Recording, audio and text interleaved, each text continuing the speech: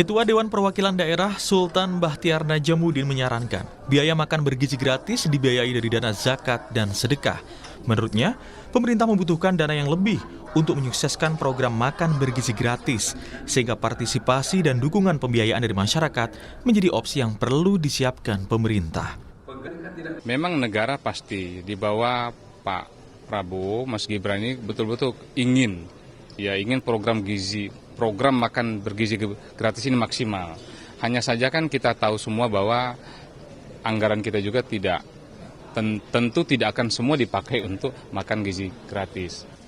Di antaranya adalah saya kemarin juga berpikir kenapa enggak ya zakat kita yang luar biasa besarnya juga kita mau libatkan ke sana. Itu salah satu contoh. Sehingga pemerintah tidak bekerja sendiri dengan anggaran yang ada. Menanggapi usulan itu, Kepala Staf Kepresidenan A.M. Putranto menyatakan wacana makan bergizi gratis didanai dari zakat tidak tepat. A.M. Putranto menegaskan anggaran makan bergizi gratis sebesar 71 triliun rupiah sudah disesuaikan dengan kecukupan program secara bertahap. Ya Pak, ya seperti itu. Ya enggak kan, gunanya zakat itu bukan untuk itu. Karena Presiden sudah berniat baik dengan tulus untuk memberikan terbaik untuk bangsa Indonesia kepada siswa-siswa, pondok pesantren, ibu hamil untuk menyelenggarakan. Dan beliau sudah anggarkan sejumlah 71 triliun itu. Jadi tidak mengambil ke dana yang lain-lain. Beliau sudah betul-betul luar biasa. Jadi tidak ada yang bilang ngambil dari mana tadi? Zakat apa? Wah, itu sangat memalukan itu ya. Bukan seperti itu kami. Ya. Jadi saya kira itu ya. Terima kasih ya. Sementara Ketua Umum Muhammadiyah, Haidar Nasir, menyatakan usulan zakat untuk makan bergizi gratis sebaiknya tidak serta-merta disetujui. Perlu dibahas terlebih dahulu bersama MUI dan Badan Amil Zakat. Haidar menjelaskan, secara syariah sudah ada kelompok yang berhak menerima zakat. Prinsip dasarnya kalau untuk bangsa sebenarnya nggak masalah. Tapi manajemennya kemudian juga capaiannya yang harus dibicarakan karena kan Badan Amil Zakat punya regulasi sendiri untuk dana yang digunakan karena menyangkut pertanggungjawaban dana umat. Nah itu. Jadi soal seperti itu tidak cukup dengan gagasan tapi dibicarakan lewat berbagai pihak. Seperti diketahui, program makan bergizi gratis merupakan salah satu prioritas program di pemerintahan Prabowo. Hal ini sudah dilakukan sejak awal Januari lalu dan terus dilakukan evaluasi secara menyeluruh. Tim Liputan, Kompas TV.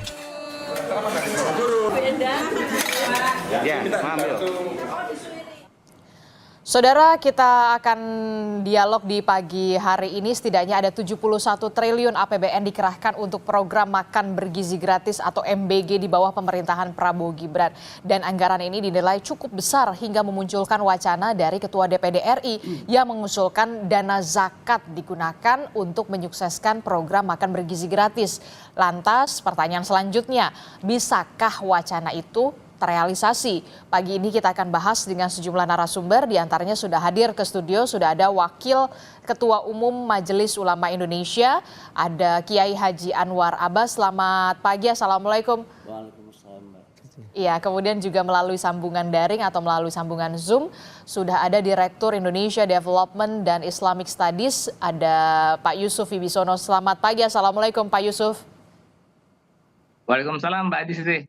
Iya, nanti juga akan bergabung kemudian melalui sambungan Zoom Ketua Komisi 8 DPR RI, ada Pak Ashabul Kahfi Jamal, tapi nanti akan bergabung kemudian. Saya akan bertanya dulu ke Pak Kiai Anwar Abbas. Pak Kiai, ini kan kalau kita lihat ada usulan dari Ketua DPD Pak Sultan Najamuddin yang mengusulkan Indonesia itu kan rakyatnya dermawan begitu ya, untuk makan bergizi gratis. Setidaknya kan pemerintah membutuhkan dana sampai saat ini memang sudah dianggarkan 71 triliun. Pemerintah mengusulkan adanya tambahan dana. Nah, tambahan dananya ini diusulkan Ketua DPD RI ini dari pembiayaan zakat, dari dana zakat. Nah, MUI sendiri melihatnya bisa nggak sih sebenarnya atau diperbolehkan tidak kalau dari Islam sendiri? Jawabnya bisa. Bisa. Asal anak yang diberi makan itu adalah anak dari anak-anak orang fakir dan miskin. Tapi kalau anak daripada konglomerat tidak bisa. Anak daripada agnian tidak bisa. gitu. Oleh karena itu bagi saya kalau seandainya gagasan Pak Sultan Najamuddin ini dilaksanakan, pemerintah harus bisa mengklaster. Di klaster yang fakir dan miskin, anak orang fakir miskin dan tidak mampu, itu yang dikasih, dan yang tidak fakir miskin tidak dikasih. Jadi diperbolehkan begitu kalau sesuai dengan Asal saja yang menerima itu mustahik.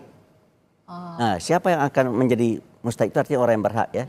Siapa orang yang berhak menerima zakat? Ada 8 asnaf. Nah, ada kaitannya 8 dengan golongan. 8 kelompok ya, 8 kelompok. Dan yang terkait dengan program MBG ini adalah anak-anak orang fakir dan miskin. Gitu. Tapi kalau seandainya dia tidak fakir dan tidak miskin kategorinya, ya sulit diterima itu ya. Dan kalau seandainya diterima juga akan terjadi perdebatan yang luar biasa. Kita luruskan dulu 8 asnaf yang masuk penerima zakat ini siapa saja? Yang pertama adalah fakir, miskin, amil, mu'alaf, orang yang ingin merdeka karena dia diperbudak, orang yang dililit oleh hutang, kemudian fisabilillah ibnu sabil, 8. Nah, ada peluang satu lagi di kelompok fisabilillah ya, orang yang sedang berjuang menuntut ilmu juga bisa mendapat di situ. Tapi siapa yang akan kita kasih? Ya tentu saja kita buat prioritas. Yang akan kita kasih pertama adalah orang-orang yang tidak mampu. Kelompok-kelompok mustadafin. Tapi kalau seandainya agnia, bukan dia harus dibantu, tapi dia harus membantu semestinya itu. Oleh karena itu bagi saya terpikir ya, kenapa tidak dicoba menggerakkan dana bantuan dari kelompok-kelompok orang kaya. Kan orang kaya di negeri sangat banyak juga ya. Jadi ada subsidi silang lah. Ya yang kaya membantu program ini gitu. Dan saya rasa sudah saat juga orang-orang kaya di negeri ini berkontribusi membantu negara ya. Karena mereka sudah mendapatkan fasilitas dan kesempatan yang luar biasa di negeri. Dan sekarang mereka punya kekayaan yang ratusan triliun. Jadi menurut saya wajar sekali. Dahulu Pak Harto juga pernah meminta para konglomerat itu untuk memberikan 1% dari kekayaan untuk negara. Tapi kan mereka tidak mau kan.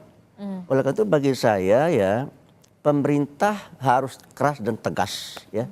So, dalam pasal 33 dinyatakan bahwa bumi, air dan segala isinya dikuasai oleh negara untuk sebesar-besar kemakmuran rakyat. Kan dua pertanyaan. Apakah rakyat sudah makmur? Kan belum. Tapi apakah bukan sudah ada rakyat yang makmur? Sudah. Yang namanya para pengusaha, yang namanya para konglomerat itu kan kaya karena apa? Karena mereka diberi kesempatan oleh negara untuk mengelola. Gitu ya. Oleh karena itu bagi saya sudah tiba waktunya Presiden meminta kepada para pengusaha sumber daya alam untuk menyisihkan ya sebagian hartanya bagi mendukung dan menyukseskan program ini. Walaupun tadi Anda sebutkan Pak Kiai kalau memang zakat ini, pembiayaan zakat ini bisa dimungkinkan untuk pembiayaan MBG asal ada yang syaratnya. Menerimanya itu adalah anak-anak yang kategorinya kelompok fakir miskin. Jadi penerimanya, kelompok penerimanya adalah betul-betul bisa dipastikan anak-anak fakir miskin begitu ya. Dan ini harus pemerintah harus mengklaster lagi. Diklaster ya. Dan menurut saya ya, saya tadi baca ya, Indef ya, itu menyatakan bahwa tingkat kebocoran dari APBN itu sekitar 40%. Anggaran APBN kita sekitar 3.300 triliun. Jadi kalau 40% berarti sekitar 1.330 triliun ya. Kalau 1.330 triliun ini bisa ketutup ya. Saya rasa ya bukan makan bergizi lagi, mah bisa dikasih kepada anak-anak. Tapi anak-anak setiap anak juga bisa dikasih uang itu menurut saya itu setiap hari 10.000. Jadi kalau MUI sendiri sebenarnya setuju nggak kalau pembiayaan makan bergizi gratis ini ditopang juga dari dana zakat, ataukah justru lebih setuju kalau memang pengusaha-pengusaha ini mengeluarkanlah koceknya, uangnya dari dana CSR begitu ya untuk pembiayaan MBG ini ketimbang dari dana zakat? Ya kalau bagi saya kalau dana zakat ya tidak boleh dialokasikan untuk hal-hal yang tidak ditentukan oleh syariat. Syariat hanya menyatakan 8 orang asnafnya. Dalam konteks ini hanya 2 orang yang berhak, anak-anak orang fakir dan orang miskin gitu ya. Oleh karena itu karena pemerintah memerlukan dana ya, maka pemerintah harus mencari dana, sumber dana. Dari mana sumber dananya? Yang pertama dari pasal 33. Jadi setiap orang yang mengelola sumber daya alam hari ini harus dikenakan kewajiban untuk mensejahterakan rakyat. Yang kedua adalah pemerintah harus berusaha untuk menutup kebocoran. Dan kalau 2 hal ini bisa dilakukan, menurut saya ini kecil nih anggaran ini. Karena anggaran yang bisa kita kolek dari usaha ini dan upaya menutup saya rasa insya Allah akan banyak tersedia. Oke, saya ke Pak Yusuf. Pak Yusuf, bagaimana melihat dengan perspektif dari Majelis Ulama Indonesia? Memang kalau misalkan dana zakat ini bisa dibiayai untuk MBG asalkan begitu ya pembiayaannya betul-betul tepat sasaran kepada anak-anak yang fakir dan juga miskin. Itu artinya pemerintah harus ada PR lagi, mengklaster lagi, mendata lagi benar-benar anak-anak yang menerima MBG ini adalah anak-anak yang fakir dan juga miskin. Nah, kalau dari Pak Yusuf sendiri perspektifnya bagaimana dengan kebijakan MBG ini dengan zakat? Setujukah? Ya, makasih Mbak Azisti. Jadi ini kalau saya melihat memang ini wacana yang masih sangat prematur ya. Saya sepakat dengan Pak Kiai tadi. Ini wacana yang masih sangat prematur, terlalu terburu-buru. Terlihat Pak Ketua DPD ini menyampaikannya tanpa kajian yang mendalam begitu ya. Kalau kita sudah memahami dunia zakat kita hari ini ya, sebenarnya gagasan zakat untuk MBG ini dalam tanda petik kurang tepat ya. Kenapa? Karena pertama begini, MBG ini kan program pemerintah ya, Janji agenda kampanye politik, awalnya. janji politik Presiden Prabowo begitu ya. Jadi ranahnya ranah politik, ranah kelembagaan negara secara resmi ya, ranahnya APBN begitu. Jelas itu. Sedangkan zakat ini ya adalah ranahnya kultural, ranahnya spiritual begitu. Ini sebenarnya sangat dua hal yang berbeda yang tidak bisa serta-merta langsung digabungkan begitu saja. Kemudian yang kedua, zakat di kita selama ini sudah dikelola dengan baik oleh masyarakat begitu. Ya. Nah, ketika hendak disalurkan menjadi pembiayaan untuk program pemerintah, ini kan menjadi sebuah hal yang dalam tanda petik akan menjadi sebuah trade off ya bagi gerakan zakat masyarakat. Nah, gerakan zakat masyarakat sendiri selama ini mendayagunakan dana zakat sudah dalam bentuk program-program yang sifatnya lebih banyak pemberdayaan.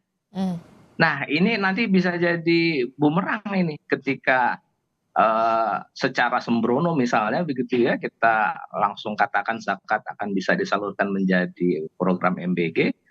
Program MBG ini dalam tanda petik gitu ya, sudah lama dilakukan oleh gerakan zakat begitu. Ini kan program karitas ya, program apa ya istilahnya ya, charity begitu ya. Nah, kalau teman-teman lembaga zakat itu sudah melangkah jauh. Mereka sudah mendayagunakan dana zakat itu kebanyakan sekarang hari ini untuk program pemberdayaan. Program kesehatan, pendidikan. Jadi ya, Anda program menyebutkan ekonomi, bahwa dan memang seterusnya. menganggap usulan ini sangat prematur dan sebaiknya tidak dilakukan atau tidak direalisasikan begitu. Atau justru harusnya diatur ulang nih pembiayaannya yang kira-kira peluangnya dari mana? Nah, saya lebih sepakat seperti itu Mbak Adisti ya, bahwa ini sebenarnya program MBG ini kan memang dari pemerintah sendiri, Pak Prabowo merancangnya ini akan dilaksanakan secara bertahap. Ya. Jadi sebenarnya tidak ada isu pembiayaan yang kekurangan atau apa, menurut saya tidak terlalu menjadi isu, karena memang sejak awal sudah didesain untuk dilakukan bertahap. Betul. Di tahun 2025 ini tahapannya adalah untuk 19 juta ya penerima ya, 19 juta anak. Anggarannya 71 triliun. Sudah dianggarkan ya APBN begitu ya. Tahun depan itu akan dinaikkan menjadi 30 juta penerima ya, 30 juta anak penerima. Itu anggarannya. Itu kan Pak Yusuf, 109 itu kan triliun. rencana awal begitu kan, tapi kemudian yang berkembang sekarang adalah Pak Zulkifli Hasan mengusulkan adanya penambahan anggaran lagi untuk makan bergizi gratis. Nah, ini mungkin yang kemudian menjadi pemikiran lagi. Ini dananya dari mana begitu ya untuk bisa menambah anggaran MBG. Nah, makanya kemudian tercetuslah dari Ketua DPD Pak Sultan Hadjamuddin mengusulkan dari dana zakat saja. Nah, kalau dari Pak Yusuf sendiri perspektifnya, ketika memang harus ditambah anggarannya bahkan lebih dari 100 triliun kalau tidak salah begitu ya. Anda melihat apakah mungkin APBD atau daerah-daerah juga bisa menyokong program makan bergizi gratis atau kemudian ada solusi lain begitu ketimbang harus dari dana zakat? Saya masih lebih memandang bahwa sebaiknya pemerintah lebih strict ya dengan rencana awal di APBN. Jangan berubah-ubah seperti Pak Menko ya, di tengah jalan tiba-tiba mengusulkan penambahan anggaran dan seterusnya. Menurut saya itu tidak baik ya. Selesaikan semuanya secara prosedural di mekanisme APBN, begitu. Sekarang di APBN sudah ditetapkan 71 triliun ya, tahun 2025 ini 71 triliun untuk 19 juta penerima ya. Strict dengan itu dulu sudah. Ya, jalankan dulu dengan baik. Andai kata pun ada bantuan dari pihak lain ya, jangan sampai itu kemudian dilakukan secara memaksa ya. Katakan misalnya dengan APBD, misalnya dukungan APBD, saya melihat ini akan menjadi sebuah beban bagi daerah ketika ada katakan himbauan atau apa gitu ya, itu akan menjadi bersifat memaksa bagi daerah. Itu nanti bisa kontraproduktif dengan agenda-agenda pembangunan daerah, begitu. Di beberapa daerah saya lihat sudah ada beberapa yang banyak mulai membatalkan program-program pembangunan daerah dengan alasan untuk MBG. Nah, ini menurut saya dalam tanda petik bisa kontraproduktif kalau MBG ini dilakukan secara terburu-buru ya. Lebih baik sekarang pemerintah strict ya dengan 19 juta anak dulu ya, lakukan dengan baik ya, evaluasi kalau ada kekurangan-kekurangan, baru nanti tahun depan 2026 kita pikirkan lagi. Kalau mau ditambah ya menjadi 109 triliun, apa di APBN memungkinkan tidak, kalau masih kurang dari daerah seperti apa ya. Jangan sampai kita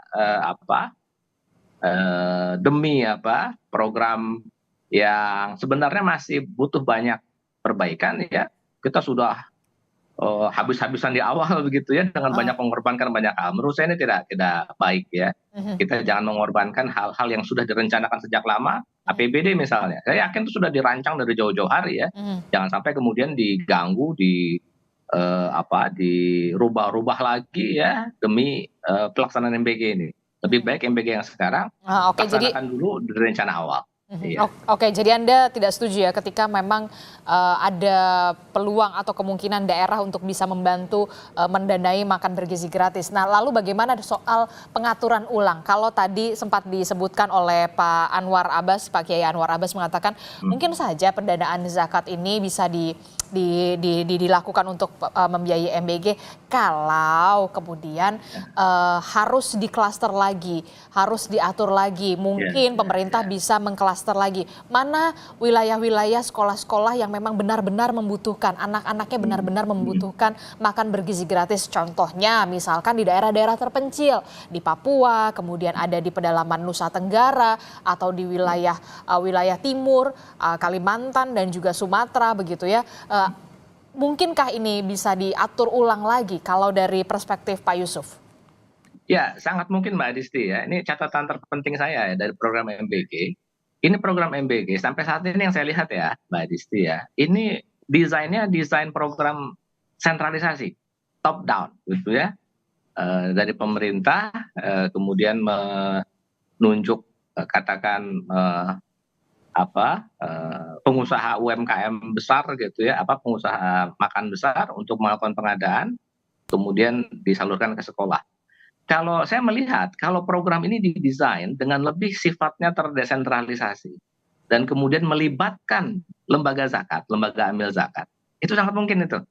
Ya, kalau sekarang kan wacananya ini duit zakat diambil gitu ya, masuk ke nambahin APBN, kemudian dikelola pemerintah. Nah, kalau ini kurang tepat. Tapi kalau pemerintah mengajak ya atau mengikut sertakan lembaga amil zakat untuk bersama-sama menjalankan atau mendorong program MBG ini berjalan dengan lebih baik, itu saya sepakat sekali itu. Dan itu sudah lama dilakukan oleh lembaga zakat. Nah, ini jadi catatan penting ini. Kita harus bedakan ya dengan dalam tanda petik cuma ngambil dana zakatnya doang dengan melibatkan lembaga amil zakat. Ini suatu hal berbeda. Kalau melibatkan lembaga amil zakat dalam program MBG itu sangat memungkinkan dan itu memang sudah lama dilakukan. Ini saya ambil contoh misalnya Mbak Disti ya. Banyak lembaga amil zakat itu memiliki sekolah-sekolah atau mengelola sekolah-sekolah begitu ya. Banyak lembaga amil zakat mengelola sekolah-sekolah khusus untuk anak miskin. Itu banyak sekali di berbagai daerah. Di pesantren-pesantren, sekolah-sekolah yang dikelola oleh lembaga amil zakat itu umumnya hampir semua bahkan ya itu siswanya, peserta didiknya semuanya anak miskin. Itu sangat mungkin dan mereka selama Kalau itu melibatkan sudah lembaga menjalankan amil itu zakat program begitu ya? MBG. Iya, mereka menjalankan program MBG itu di sekolah, di pesantren yang mereka kelola. Oke. Itu sudah lama berjalan begitu. Begitu pula program misalnya penanganan stunting. Itu banyak tuh daerah-daerah terpencil seperti misalnya di NTT begitu ya. Banyak lembaga amil zakat kita yang bergerak di sana untuk menjalankan peningkatan gizi masyarakat untuk memerangi stunting. Itu sangat mungkin sekali disinergikan dengan MBG. Jadi seperti itu ininya Oke. perspektifnya Mbak. Oke, Pak Yusuf dan juga Pak Anwar Abbas, saya akan sapa dulu Pak Ashabul Kahfi melalui sambungan telepon yang sudah bergabung bersama kami di Sapa Indonesia Pagi. Selamat pagi, Assalamualaikum Pak Ashabul Kahfi dari Komisi 9 DPR. Assalamualaikum Mbak. Waalaikumsalam warahmatullahi wabarakatuh. Di sini di studio sudah ada Pak Kiai Haji Anwar Abbas, kemudian melalui sambungan Zoom juga ada Pak Yusuf. Nah, saya mau tanya dulu ke Pak Ashabul Kahfi dari Komisi 9 sendiri merespon soal adanya usulan makan bergizi gratis, tambahan makan bergizi gratis ini, tambahan anggaran makan bergizi gratis ini dibiayai oleh dana zakat. Nah, Anda masuk yang setuju atau tidak? Kalau setuju kenapa? Kalau tidak kenapa? Jadi kan gini Mbak ya, saya kira zakat ini kan peruntukannya sudah sangat jelas. Jadi kriteria penerima zakat harta itu kan sudah sangat jelas. Ditujukan kepada orang fakir, orang miskin, amil zakat, mualaf, hamba sahaya yang ingin memerdekakan diri, orang-orang yang berutang atau garim, orang yang berjuang di jalan Allah, serta orang yang sedang dalam perjalanan atau ibnu sabil. Nah, persoalannya sekarang adalah bagaimana jika MBG yang lewat dana zakat itu juga ikut dinikmati siswa-siswa yang ekonominya menengah ke atas. Tentu hal ini dari pendapat sebagian ulama menganggap itu tidak boleh. Karena peruntukannya bukan bagi mereka yang mampu. Nah, hal inilah yang kemudian akan timbul masalah di tengah-tengah masyarakat, khususnya umat Islam. Sudah pasti akan menimbulkan perdebatan panjang dan tentu akan menimbulkan keresahan masyarakat. Oleh karena itu, menurut saya harus ada kajian lebih dalam lagi penggunaan dana zakat kalau memang pada akhirnya dana zakat ini akan digunakan untuk MBG.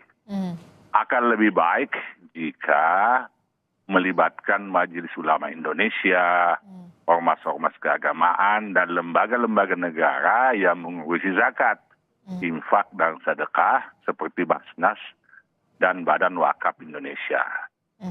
Jika memang setelah dikaji pada akhirnya tidak bisa menggunakan dana zakat, maka mungkin ada pendanaan lain yang bisa dieksplorasi untuk mendanai program MBG ini. Salah satunya dari? Contoh gini, sekarang MBG ini kan sepenuhnya didanai oleh APBN. Nah, itu kan bisa melibatkan pemerintah daerah untuk menganggarkan melalui APBD-nya. Yang kedua melalui dana-dana CSR yang cukup besar itu kan. Nah, itu bisa. Kemudian opsi ketiga memprioritaskan daerah-daerah atau kantong-kantong masyarakat yang memang di sana rata-rata orang miskin. Itu yang kita prioritaskan dulu. Itu menjadi prioritas program MBG ini. Jadi kalau saya sih pada prinsipnya bukan tidak bisa, boleh aja menggunakan dana zakat ini selama itu memang peruntukannya bagi yang tidak mampu. Nah kan cuma persoalannya MBG ini kan menyasar seluruh lapisan strata ekonomi siswa. Baik yang mampu maupun yang tidak semuanya mampu. Sama rata mendapatkan MBG sama begitu ya? Sehingga di sini diperlukan fatwa ulama lah ya, pendapat ulama untuk duduk bersama mencari solusi. Oke, tapi begini Pak Ashabul, menurut Pak Yusuf tadi mengatakan kalau misalkan dananya disokong dari APBD, janganlah kemudian mengorbankan program-program yang sudah disusun oleh daerah untuk menyokong program pemerintah pusat begitu. Nah ini gimana nih kalau dari Pak Yusuf sendiri mengatakan seperti itu, termasuk juga soal dana CSR dari pengusaha begitu kan. Kalau kata Pak Yusuf tadi ini kan program ini awalnya dari janji kampanye, janji politik begitu ya. Nah, harusnya bisa diatur ulang lagi. Bagaimana menurut Anda Pak Sabul? Jangan dijawab dulu Pak Sabul, kita akan jeda dulu. Usai jeda kami kembali, tetaplah bersama kami di Sapa Indonesia Pagi, kami akan kembali.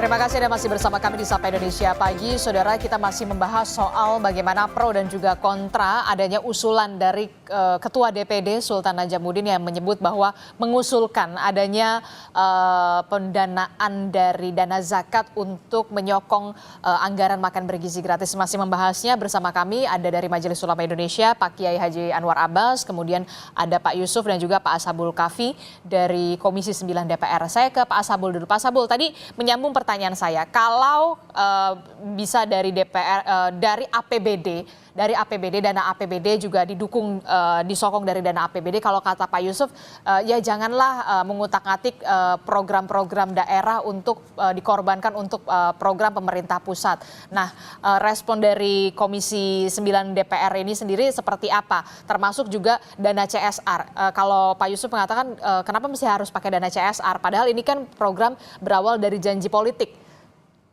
Jawaban Anda, Pak Ashabul. Pak Ashabul. Oke, terputus tampaknya. Kita nanti akan mencoba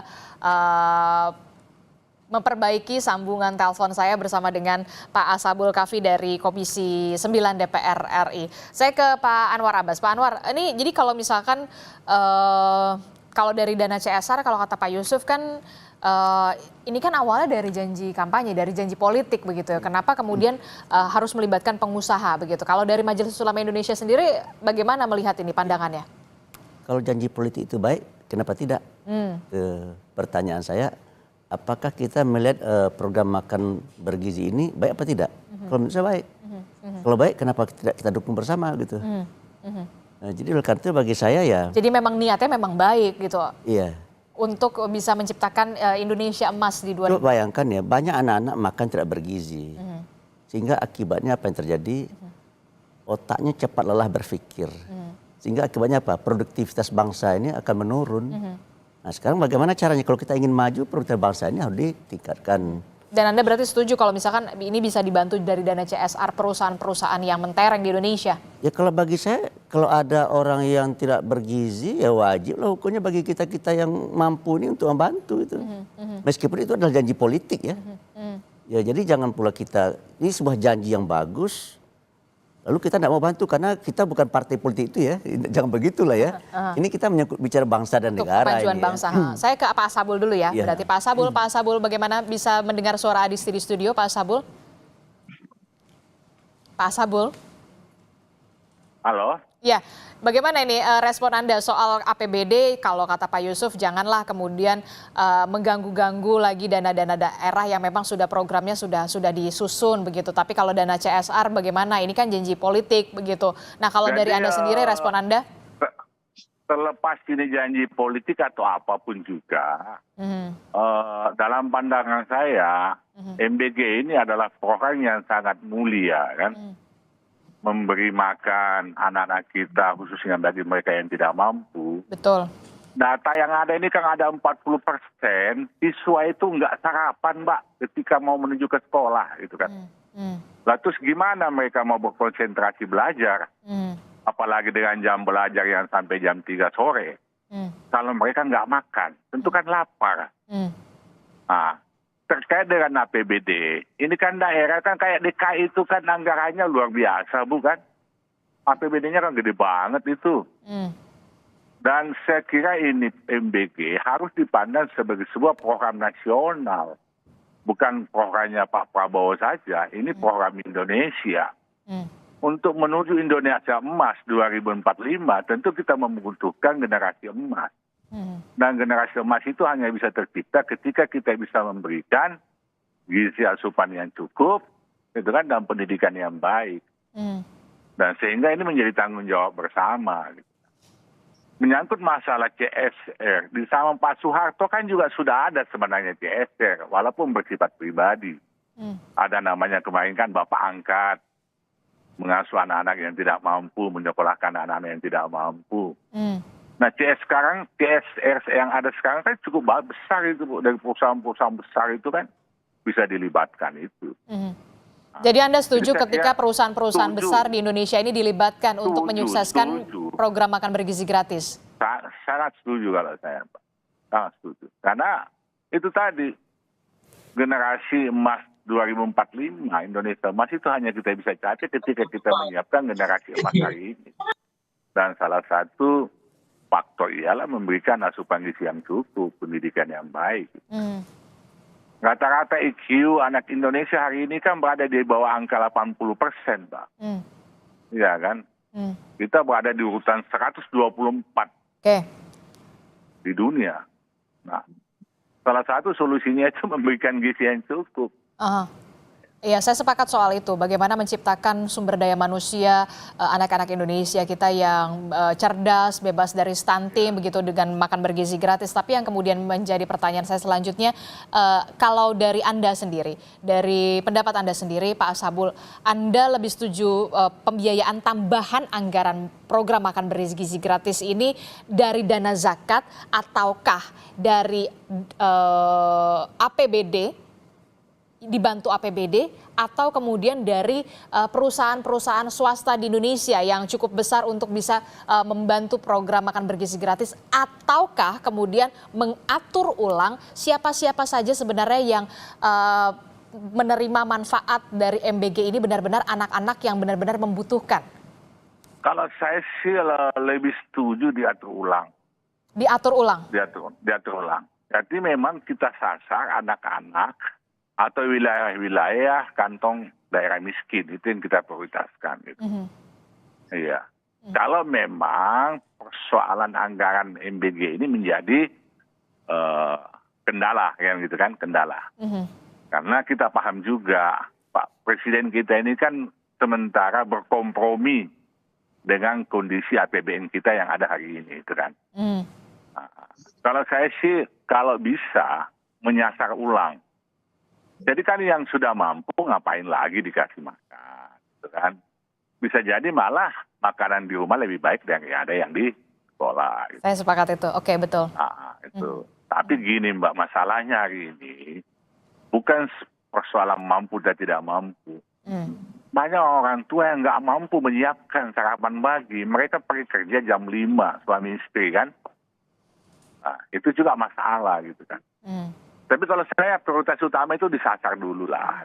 Tapi setidaknya kalau yang mampu, dari orang tua mampu, dia bisa menyiapkan catering dan segala macam begitu ya untuk membelikan anaknya makan bergizi gratis. Tapi bagaimana kemudian untuk anak-anak yang berasal dari kalangan tidak mampu, itulah yang kemudian seharusnya bisa diprioritaskan oleh pemerintah. Benar begitu menurut Anda, Pak Ashabul?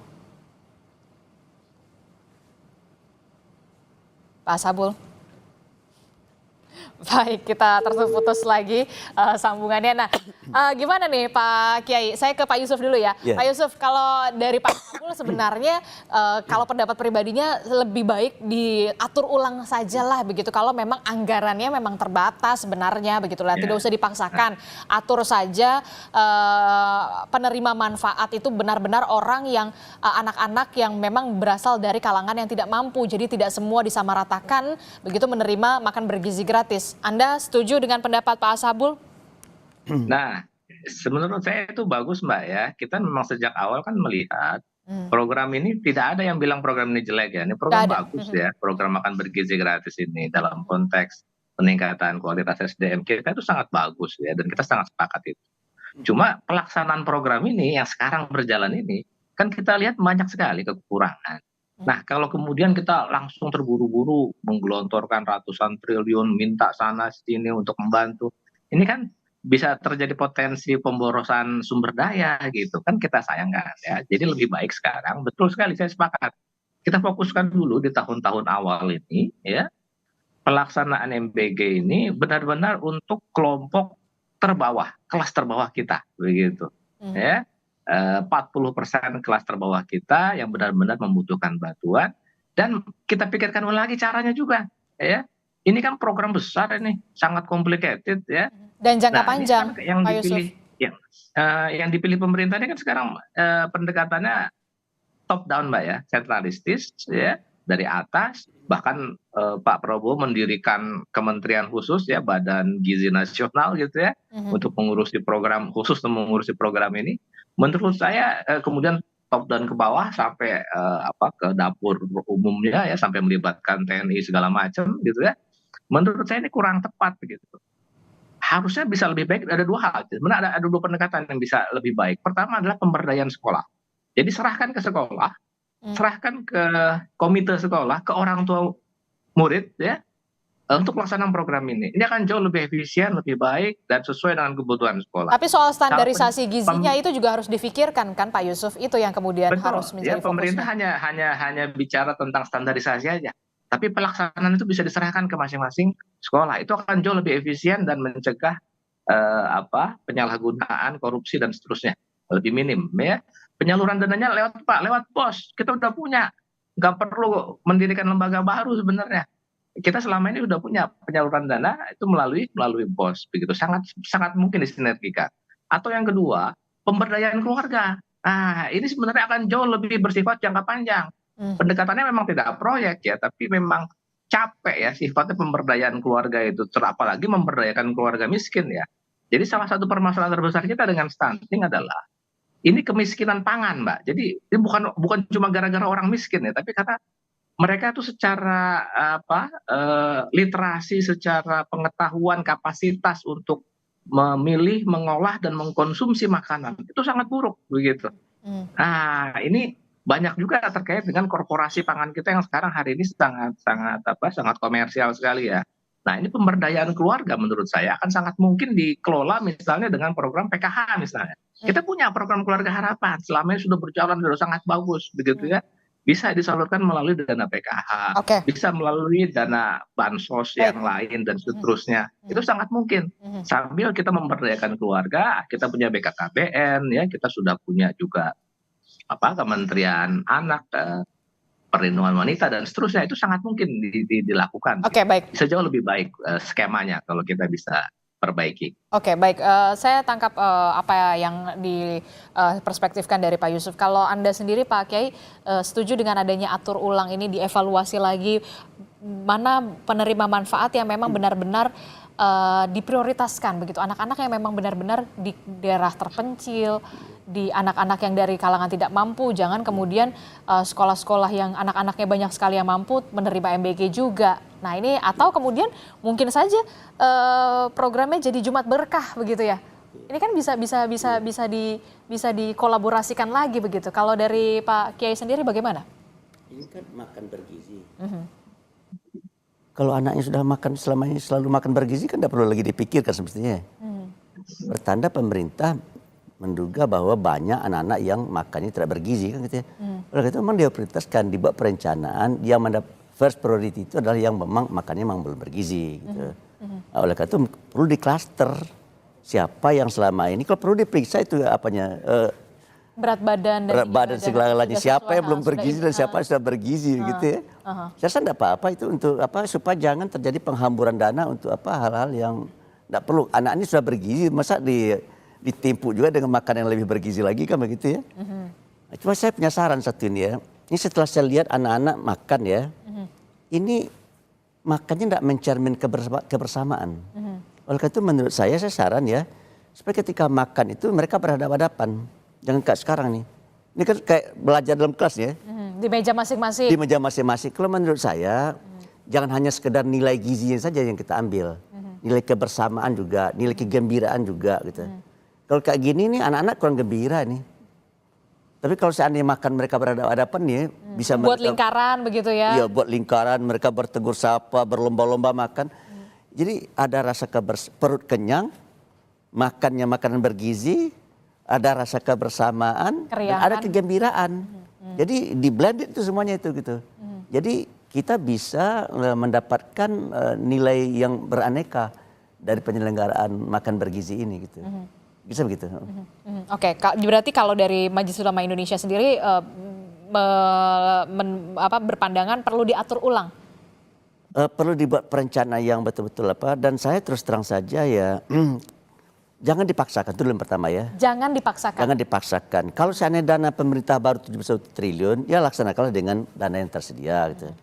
Timbul pertanyaan Prioritaskan pada saya, daerah-daerah yang... tapi betulkah dana yang tersedia hanya 71 triliun? Sebenarnya bisa lebih. Dari mana sumbernya Pak Narbas? Dari sumbangan para pengusaha. Ya terutama yang menguasai sumber daya alam. Kan pasal 33 itu kan bumi dan segala sini di negara untuk berkembang. Jadi mereka diminta ini. Jadi konglomerat Indonesia hak ini dimintain menyumbang begitu program ya. ini. Sumbanglah ini Yang untuk pertama. MBG. Yang kedua adalah tutup itu korupsi. Ya kan ya? 40% kata Indef tadi itu 40% bocor. Ya kan kalau 40% dari 3.300 triliun berarti 1.330 triliun. Saya rasa cukup. Bisa 25.000 satu kali makan dikasih. Kalau sekarang hanya dianggarkan 10.000 ya. Saya rasa bisa 30.000.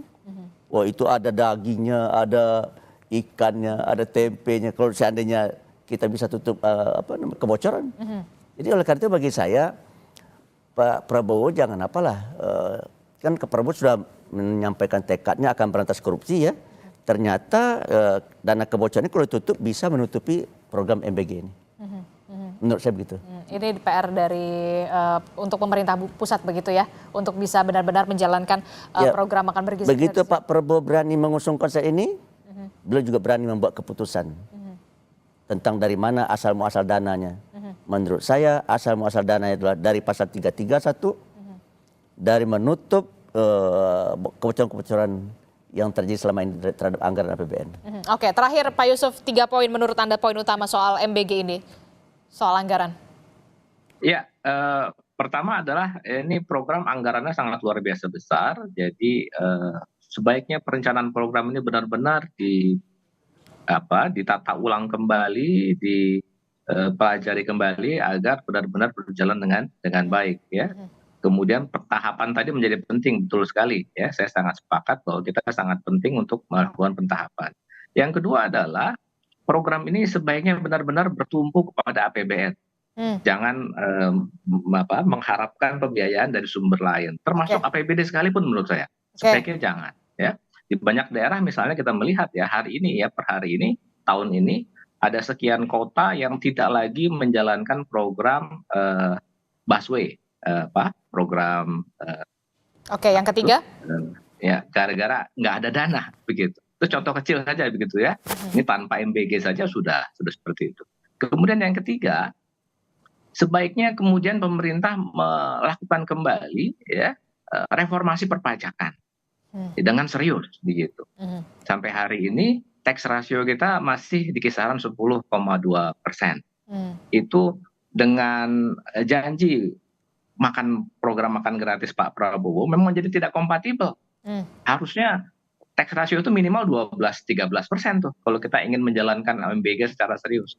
Jadi kita mendukung program Pak Prabowo untuk MBG ini, tapi tolong ya Pak Prabowo juga membuat kerangka pendanaan yang kredibel dengan cara apa? Ada roadmap yang jelas. Bagaimana tax ratio kita meningkat dari sekarang 10% ke 12 atau bahkan 13% begitu. Nah, ini kan sekarang kita belum melihat itu ya kerangka reformasi perpajakan seperti apa nih agar MBG ini bisa berjalan dengan baik. Oke, gitu, kita sama-sama sepakat bahwa memang program makan bergizi gratis ini merupakan niat dari pemerintah pusat yang memang benar-benar harus diapresiasi begitu ya untuk bisa menciptakan anak-anak Indonesia yang bergizi, bebas stunting dan juga nantinya cerdas untuk mencapai Indonesia emas. Terima kasih Pak Yusuf telah bergabung bersama kami, Pak Kiai Haji Anwar Abbas dari Majelis Ulama Indonesia, kemudian tadi juga ada Pak Ashabul dari Komisi 9 DPR. Terima kasih Bapak-bapak, sehat selalu. Assalamualaikum, selamat pagi.